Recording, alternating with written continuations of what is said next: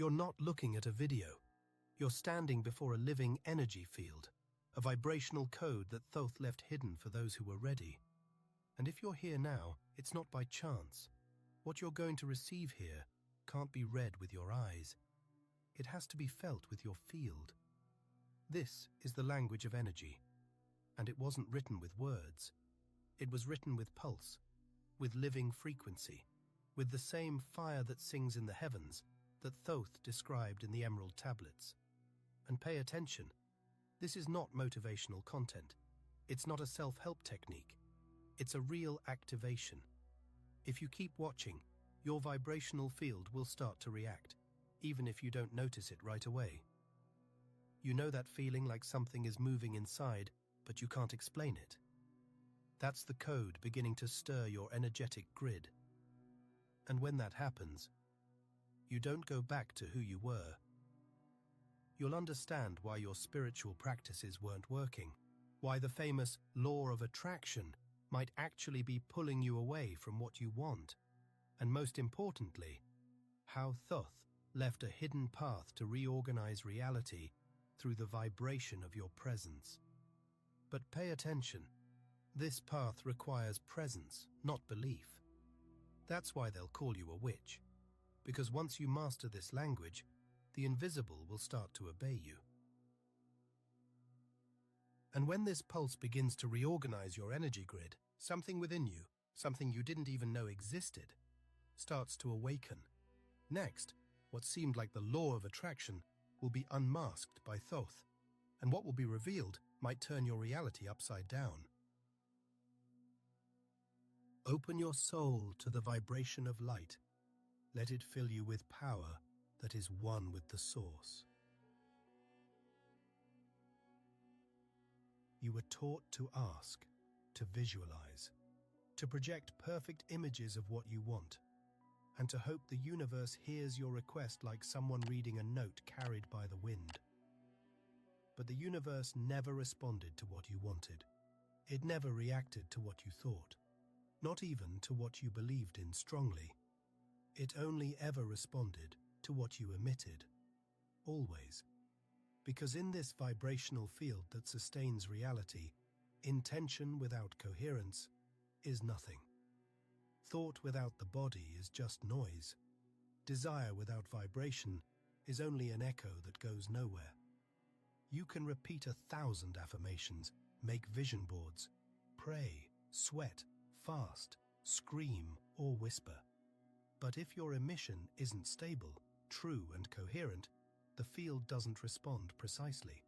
It only replicates what you are emitting as your dominant frequency. And that emission doesn't come from your mouth. It's not born from your thoughts.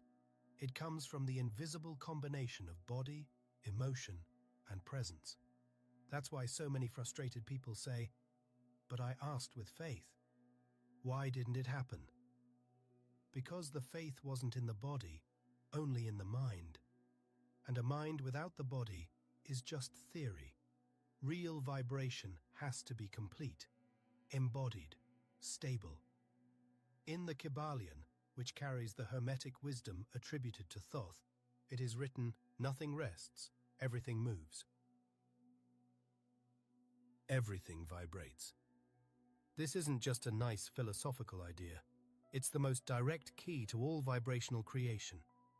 If everything vibrates, then everything that exists in your life today was attracted or repelled according to the frequency you sustain consistently, not what you occasionally wish for.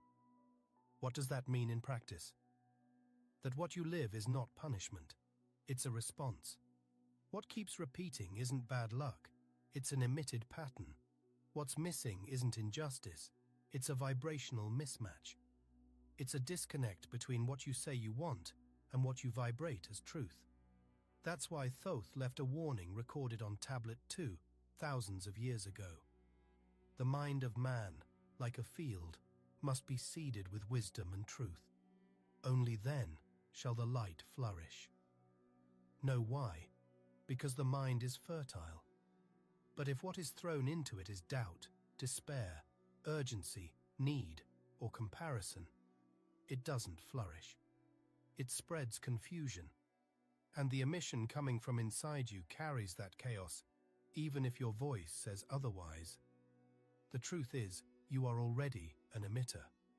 There's no way to turn it on or turn it off. From the moment you were born, you've been emitting. With every breath, every emotion, every memory, every gesture, you are writing vibrational messages in the field. And the field is reading. Always. But it doesn't read what you think. It reads what you are. And that being is often fragmented, divided, disconnected from your true essence. The result? Contradictory emissions.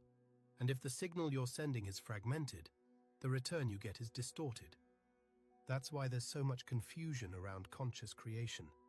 Because most people are emitting without realizing it, reacting without awareness, asking for things that vibrate exactly opposite of what they feel, and the universe only responds.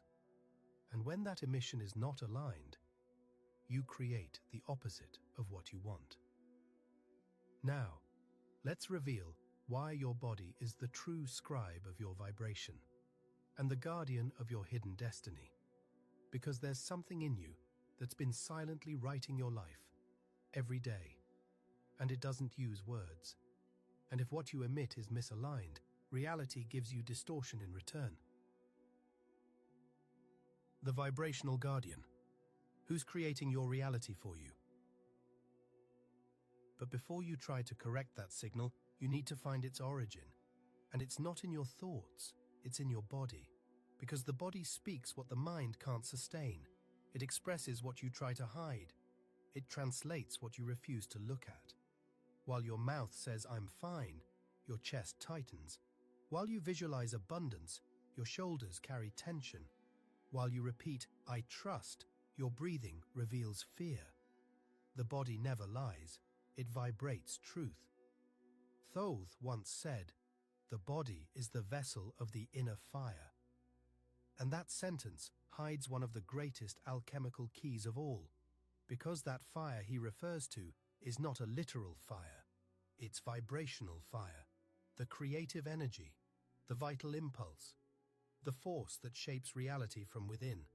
Alchemical tradition called the body the Athanor, the sacred furnace, a living laboratory, a temple where every emotion, every sensation, every memory is a reagent that can generate either healing or chaos. When you repress emotions, this furnace gets stifled. When you lie to yourself, the fire burns clouded. But when you allow the body to speak, to express, to release, then the fire is purified. And that's the first step to transforming density into light. In the Corpus Hermeticum, there's a powerful passage. The soul inhabits the body like fire in a lamp, and its brightness depends on the oil that feeds it. What does that mean? That if you're vibrating fear, tension, resentment, or self-deception, your inner light will be weak. But if you learn to listen to your body with presence, without judgment, without automatic correction, without running away, the oil gets refined, the lamp shines, and the creative fire ignites. The body is the true radar of your vibration. It shows you in every gesture, every pain, every posture, what the mind over-rationalizes. And no matter how much you try to force positive thoughts, if the body isn't emitting the same frequency, the universe will keep responding to what it feels, not to what you say. And here's the most important point. The body doesn't only hold trauma. It also holds wisdom. It holds forgotten vibrational maps. It carries the patterns of coherence that you need to reactivate. That's why it needs to be observed, but most of all, felt. With attention, with listening, with truth. It's in the body that you'll begin to clear the noise in your signal. It's there that you'll start to feel what's truly vibrating, because vibration cannot be forced. It reveals itself, and the body is the most faithful mirror of that revelation. And when the body is heard, the vibration purifies. but something still prevents you from holding that state. Something that lives behind your conscious perception, acting as a silent filter. An old program that, even with all your spiritual evolution, still signs off on everything you emit without you realizing it. And now, you will meet the invisible pattern that Thoth called the guardian of the gates, the one that signs off on your reality without your awareness. Because there's a hidden force within your field, and it's kept you stuck in a cycle you thought you had already overcome. And this hidden force that still governs your vibration is not something external, it's not an enemy, and it's not a curse. It's what Thoth called the guardian of the gates, an inner aspect deeply rooted in your field that acts as a vibrational filter between who you think you are and who is actually emitting your reality. This guardian is not a physical being. It's vibrational, and it exists in every consciousness that has not yet reintegrated its forgotten fragments. In Hermetic language, this force is similar to the Watchers described by Thoth, entities that guard the portals of the self, but also block forward movement until the being is ready. In practice, this means you have within you an automatic program, a field of unconscious repetition that always reacts the same way to familiar stimuli, even when your mind wants to change. This vibrational guardian is like a silent script written over the experiences that left the deepest marks. It recorded patterns of fear, rejection, failure, or abandonment, and uses those emotional memories as a reference to filter what can or cannot manifest in your reality. And it does this flawlessly. Because its mission isn't to harm you, it's to protect you from the unknown. The thing is, that kind of protection no longer serves you. What once was a shield has now become a prison. This guardian is like a security system that was activated during a trauma and never got switched off. So every time you try to go beyond the vibrational limits it recognizes, it triggers alarms in your field, and those alarms show up as self-sabotage, sudden doubt, illness, delays, or relationships that fall apart without warning. You think something went wrong, but in truth, something inside you just didn't authorize you to cross the threshold. Alchemy called this the anima mundi, the soul of the world, which also lives in every human being as a repetitive energy matrix. It has only one role: to maintain structure, to keep what's familiar, even if what's familiar is pain, lack, or self-sabotage. Because to it, the goal is not what makes you happy, it's what keeps you in control. Even if that control is an illusion. That's why, even after courses, retreats, therapy, and spiritual practices, many people go back to the same patterns. Because the guardian is still active. It watches everything you do vibrationally and acts like a subtle gatekeeper, preventing certain outcomes from manifesting. And the most dangerous part, it does this without you realizing it. You believe you're being yourself, but in truth, you're being an echo. That echo comes from versions of you frozen in time. From emotions that weren't released, from interpretations that became crystallized during painful moments and now operate as absolute rules.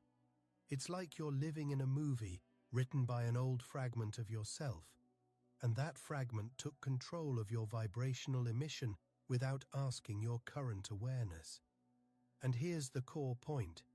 You cannot eliminate the guardian. It's part of your structure. But you can reprogram it. And everything begins with a mirror. But it's not a regular mirror.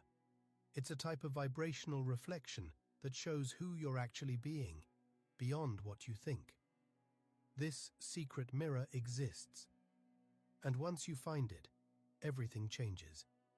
Everything changes when you find the secret mirror of the field, the one that shows you, without filters, who you're really being. Visualizing without need, the most ignored portal of manifestation. When you find this vibrational mirror, It doesn't show a pretty and polished reflection. It shows what's behind the mask. It reveals what's alive in you, even if you deny it. And that revelation doesn't always come gently, because the purpose of the hidden mirror is not to please. It's to expose. This mirror isn't made of glass. It's made of reality. It manifests in your daily life, in the people you attract, in the conflicts that repeat, in the feelings you project onto others. What you judge, reject, or fight against out there is exactly what needs to be seen in here, because nothing shows up outside of you without having a vibrational root within your field. Hermes Trismegistus taught this millennia ago.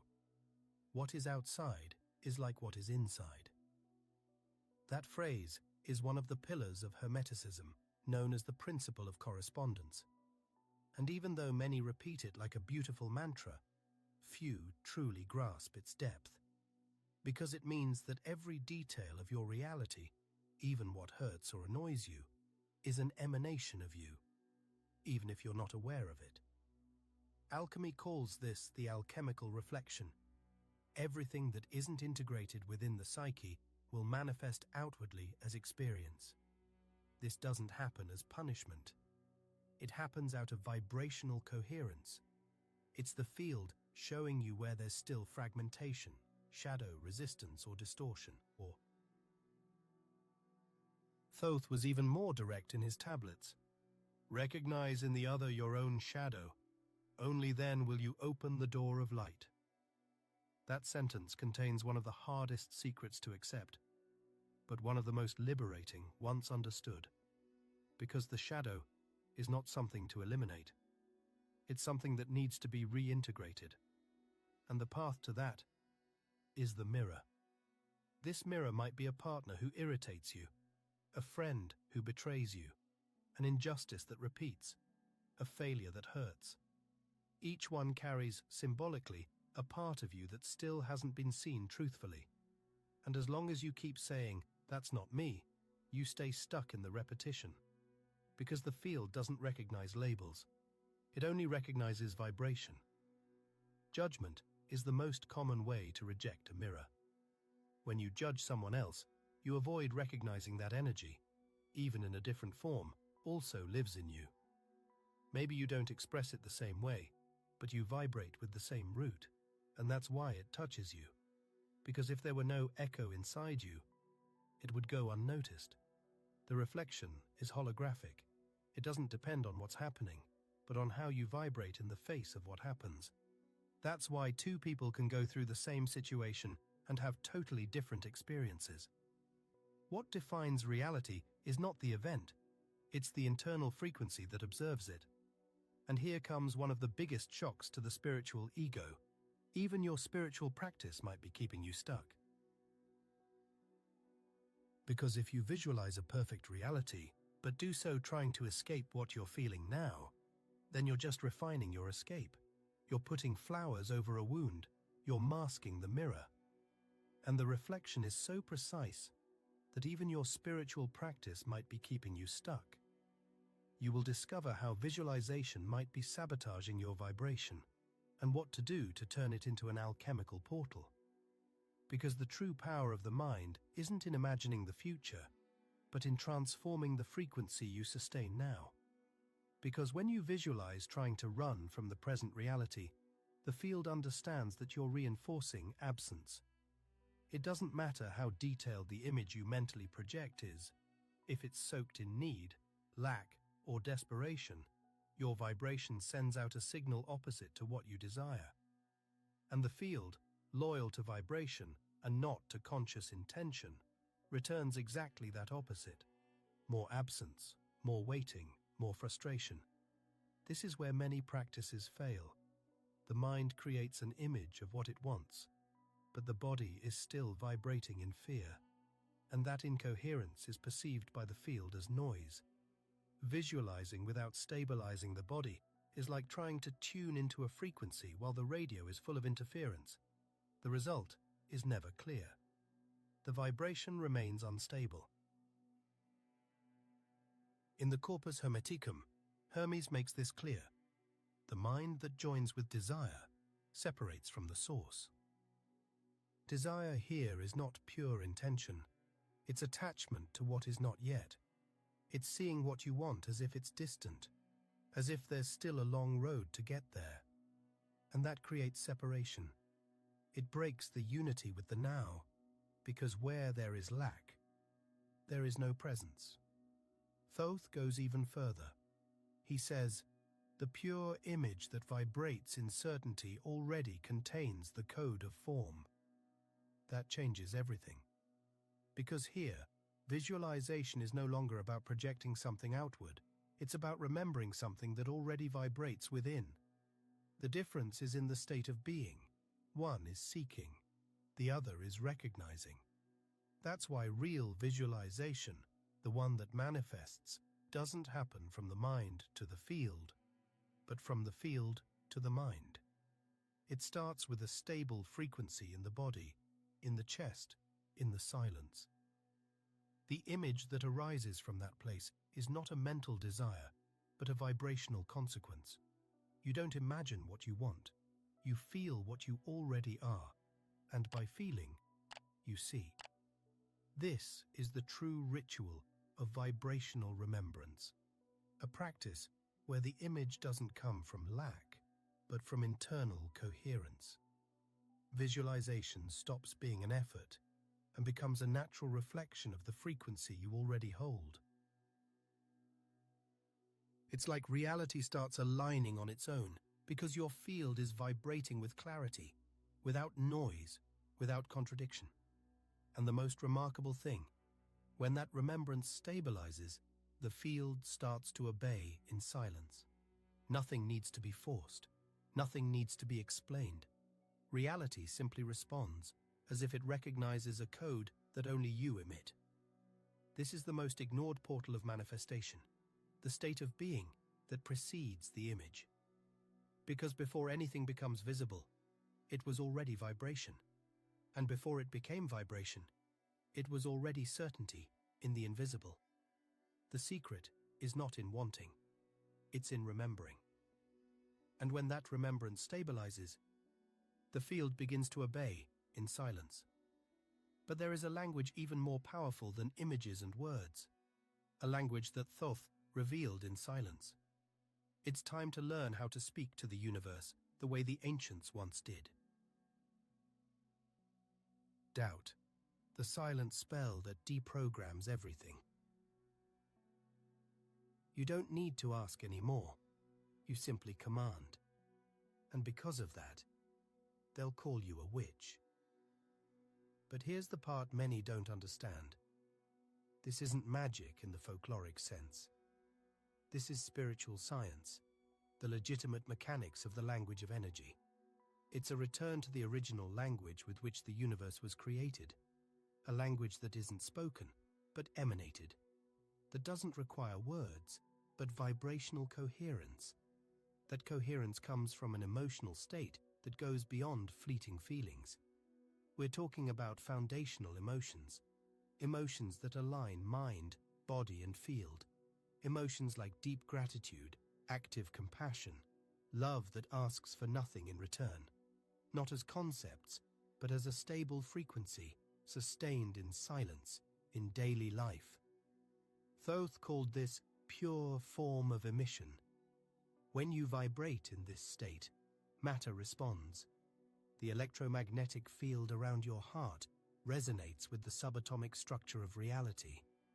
The HeartMath Institute has proven this, and Thoth had already described it millennia ago. What vibrates in harmony with the light becomes a creator of worlds. This is the turning point. Coherent emotion is the universal language. Manifestation doesn't happen because you think positively. It happens because you become a stable transmitter, tuned to the source. There is no effort. There is alignment. And when this language is sustained in the body, in action, and in silence, you don't need to ask anymore. You simply command. And because of that, they'll call you a witch. But there is still a hidden enemy that sabotages everything in seconds, and it's closer than you think. This enemy is subtle, almost imperceptible, and its name is doubt. Doubt doesn't show up as a scream. It arrives as a whisper, sometimes disguised as caution, logic, rational analysis. But its presence causes an immediate collapse in the field of manifestation, because doubt breaks coherence. And once coherence is broken, the vibration can no longer sustain form. Thoth warned, "A divided mind creates shadows in the field of creation." The alchemists, in turn, called this phenomenon the double fire. Imagine an alchemical furnace where the heat must be constant for the philosopher's stone to form. Now imagine that same furnace being heated and cooled at the same time. The process stalls. Transmutation fails. Doubt is that. A silent, vibrational spell that interrupts the flow of creation. And it's even more treacherous because it infiltrates from within. You may be visualizing, breathing, affirming, and still, something inside hesitates. That hesitation generates a field of noise that the universe interprets as, "I'm not ready." And since the universe doesn't judge, it only mirrors. It returns the reflection of that noise in the form of blocks, delays, repetitions. The way out: expose the doubt. Don't deny it. Don't pretend it isn't there, but face it as part of the process, because when you recognize the point of interference, you deactivate it. The vibration becomes a straight line through time again, and the field goes back to obeying. But none of this holds if you keep seeking outside. Thoth's final secret isn't at the top of the ladder. It's in the place you left, the center, and that's where we're going now. The language of energy, the vibrational code Thoth left hidden.